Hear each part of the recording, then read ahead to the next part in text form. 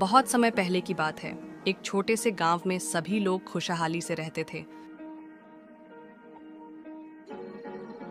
एक दिन गांव के सभी लोग चौपाल पर इकट्ठा थे। गांव का मुखिया भी मंच पर खड़ा था। तभी मुखिया बोला, गांव वालों, मैंने आपके लिए सड़क बनवाई, तालाब खुदवाया। मेरे जैसा मुखिया नहीं मिलेगा, मुझे फिर से चुनिए। तभी रामू बोला, मुखिया जी तो सिर्फ अपनी तिजोरी भरते हैं, हमारे खेतों का पानी रोक दिया। तभी गांव वाले कहते हैं, तुम सच कहते हो रामू, लेकिन हम और किसे चुने? तभी वहां पर साधु बाबा आते हैं और कहते हैं, भाइयों, अंधे कुएं में गिरने वाला कभी खुश नहीं होता। मुझे सुनने दो कि यहाँ क्या समस्या है। मुखिया अपने बड़े से घर में सोने चांदी के गहने गिन रहा था और मुखिया हंसते हुए कहता है, गांव वालों से टैक्स लिया और अपनी तिजोरी भर ली, मुझे कोई नहीं रोक सकता। तभी साधु बाबा मुखिया के दरवाजे पर आते हैं और कहते हैं, मुखिया, धन का लोभ विनाश का कारण बनता है। लोगों की भलाई करो वरना पछताओगे। ये बात सुनकर मुखिया गुस्से से भर जाता है और कहता है, तुम्हें मेरी चिंता करने की कोई जरूरत नहीं है। मुखिया साधु बाबा की बातों को अनदेखा कर देता है।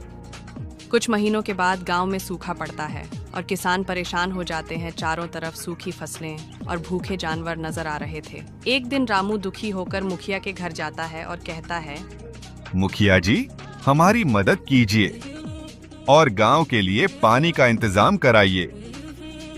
रामू की यह बात सुनकर मुखिया गुस्से से भर जाता है और कहता, मुझे अपने घर की फिक्र है, तुम लोग अपनी समस्या खुद संभालो। रामू यह बात सुनकर निराश हो जाता है और घर आकर यह बात सभी गांव वालों को बताता है। गांव वाले भी मुखिया की बातों को सुनकर दुखी हो जाते हैं और सभी गांव वाले साधु बाबा के पास जाते हैं और कहते, बाबा, हमें अब मुखिया जी से कोई उम्मीद नहीं है कि ओ हमारी मदद करेंगे। तभी साधु बाबा कहते हैं, सच्चाई और मेहनत में बड़ी ताकत है। एकजुट होकर काम करो, भगवान तुम सबका मदद अवश्य करेंगे। सभी गांव वाले मिलकर तालाब की सफाई करते हैं और पानी का इंतजाम करते हैं। उनकी मेहनत से खेत फिर से हरियाली से भर जाते हैं। तभी रामू गांव की खुशहाली को देखकर गांव वालों से कहता है कि सच में हमारी मेहनत रंग लाई। अब हमें उस चालबाज मुखिया की कोई जरूरत नहीं है। तभी गांव का एक बूढ़ा आदमी बोला, तुम सही कहते हो रामू, हमें मेहनत और एकता का रास्ता मिल गया है। गांव में एक नई ऊर्जा और आत्मनिर्भरता का माहौल बन जाता है। गांव वाले हर काम में एक दूसरे की मदद करते हैं। उधर मुखिया की तिजोरी खाली हो चुकी थी और उसका घर जर्जर हो गया था और मुखिया चौपाल पर अकेले बैठा था और अपने किए हुए गलत कर्मों का पश्चाताप करते हुए कहता है कि मुझसे बहुत बड़ी गलती हो गई, लालच ने मेरी आंखें बंद कर दी थीं। मुखिया यह बात सोच ही रहा था कि उतने में वहां साधु बाबा आ जाते हैं और कहते हैं कि मुखिया, तुम्हारे पश्चाताप करने का यही सही समय है। गांव वालों के साथ मिलकर काम करो, यही एक मुखिया होने का सच्चा नेतृत्व है।